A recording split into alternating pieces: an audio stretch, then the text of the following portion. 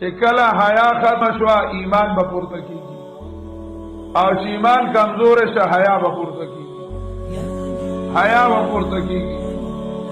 او نبی علیہ الصلوۃ والسلام فرمایي اذا فاتك الحیاء فافعل ما شئت، چې حیا پورته شو چې څه کوي کوي.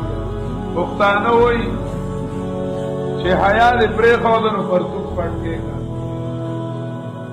بس خبره ختمه شوه. بے حیا باش ہر چپاہی کن، کہ بے حیا شوی جیسا کہے کہو بیا. یو صحابی روڑ تا نصیحت کہو وطا خلق تو رو میانکی زان دی آیانات توڑ کردے ہو آسر آیا بارکی وطا خبری کہو لی. نبی علیہ السلام آوری دی، نبی علیہ السلام توئی داہو فإن الحیاء من الایمان. فریدا حیا بارک تو سنو ہے، حیا کو ایمان دے.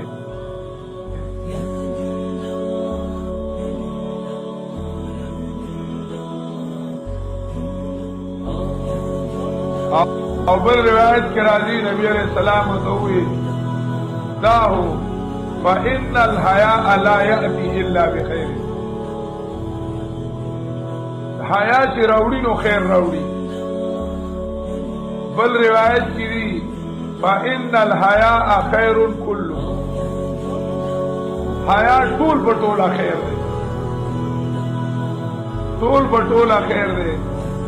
او مشهور روایت دی الحیاء شعبۃ من الایمان، حیا د ایمان لوی حصہ ده.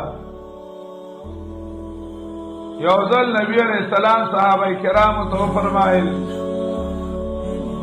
استحیوا من اللہ حق الحیا، استحیوا من اللہ حق الحیا.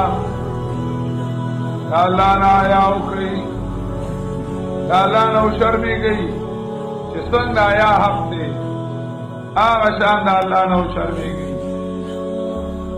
صحابہ کرام تو ہوئی انا نستحی من اللہ والحمد للہ، منگا اللہ نہ حیا کو شکر دے،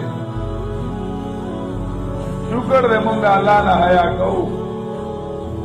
نبی علیہ السلام وضاحت کو من استحیا من اللہ حق الحیا فلیحفظ الرأس وما وعى وليحفظ البطن وما هوى وليشكر الموت والبلا فمن فعل ذلك فقد استحيا من الله حق الحیا.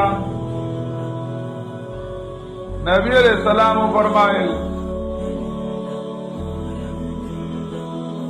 من سوک چدا من استحیا من اللہ حق الحیا، سوک چدا اللہ نے صحیح شرم کول غواړي او حیا کول غواړي نو یو فلیحفظ الرأس وما وعى، سر او کم اندامونه چې دې سر را سنبال کړي د دې حفاظت کوي. سترګې د الله دي، الله موږ لرا کړی دي ضرورت پورا کولو لپاره، او الله موږ لرا کړی دي د الله د لیدلو لپاره، د الله د قدرتونو، د الله د آیاتونو، یعنی عبادت او ضرورت لا الله را کړی، عبادت او ضرورت لا الله را کړی. دا د الله سترګې د الله په دشمنای کې می استعمال وکړه. الله ویلی دي اجنبیات ته مو ګورا، نو مو ګورا په ځو تا کنه